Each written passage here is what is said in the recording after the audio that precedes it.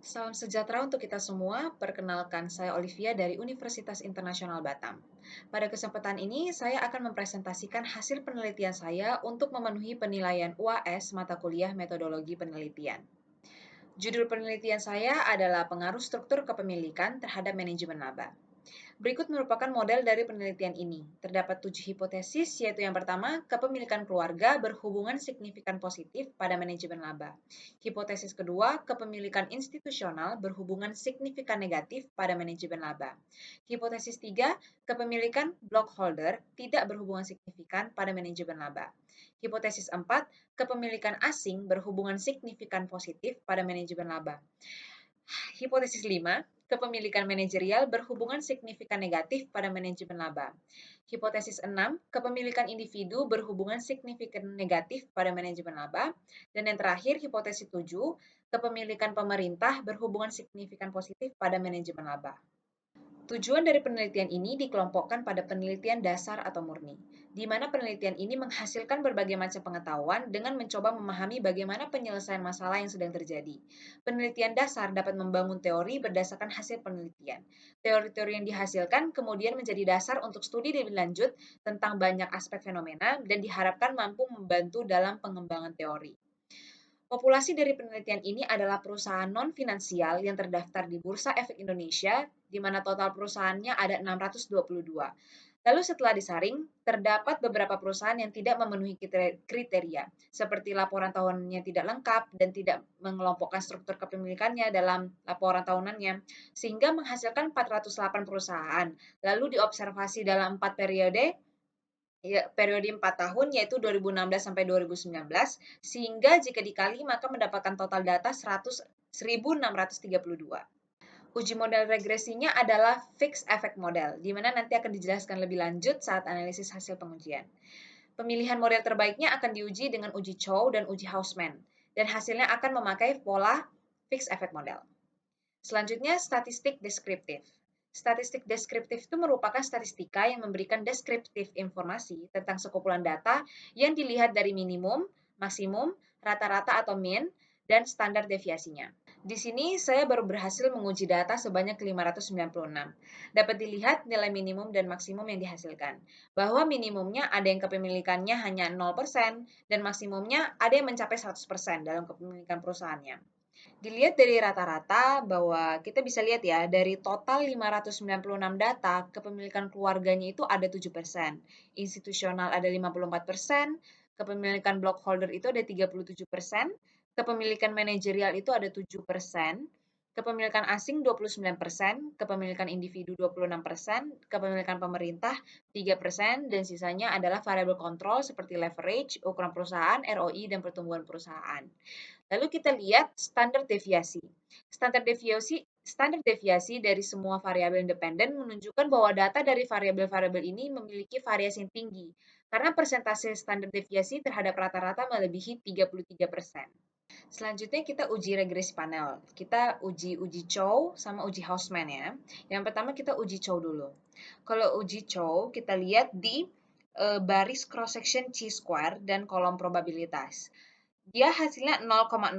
Jadi itu di bawah 0,05 kan. Kalau misalnya di bawah 0,05, kita pakai model yang terbaiknya itu fixed effect model. Kalau misalnya lebih dari 0,05, kita pakai pooled least square atau PLS ya. Nah, di sini hasilnya di bawah 0,05, jadi kita pakai FEM. Lalu kita uji selanjutnya yaitu uji Hausman. Uji Hausman itu kita lihat di baris cross section random dan di kolom probabilitas. Hasilnya di sini 0,0. Jadi kalau misalnya di bawah 0,05, pola yang kita pakai berarti FEM. Kalau misalnya tadi lebih, berarti kita pakai pola random effect model. Tapi karena ini di bawah 0,05, jadi kita pakai pola FEM. Selanjutnya, uji hipotesis. Uji hipotesis ada uji F sama uji T. Kalau uji F itu bertujuan untuk membuktikan pengaruh dari variabel independen terhadap dependen itu secara simultan. Di sini kita lihat di bagian prop F statistik, hasilnya 0,0000. Kalau misalnya dia di bawah 0,05, berarti dia secara independen, variabel independen ini secara simultan berpengaruh signifikan terhadap variabel dependen.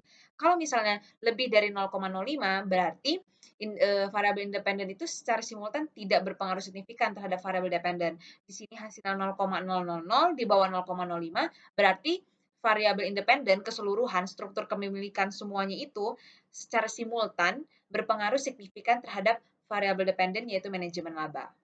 Selanjutnya uji T. Uji T itu memperlihatkan kesesuaian parameter dengan hipotesis antara pengaruh dari variabel independen secara individual terhadap variabel dependen. Jadi kita lihat variabel independen satu-satu, lalu kita cocokin sama hipotesis yang tadi di model penelitian ya. Kita lihat di uji T ini kolom probabilitas sama koefisien.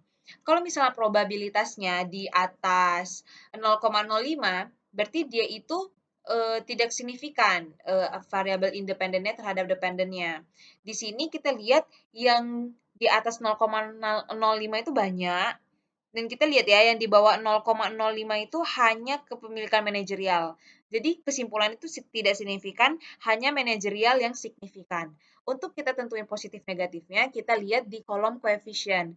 Di sini kolom yang negatif itu berarti manajerial sama pemerintah. Jadi sisanya itu positif. Dan kita lihat tadi kan yang signifikan itu kepemilikan manajerial. Jadi dia itu signifikan negatif.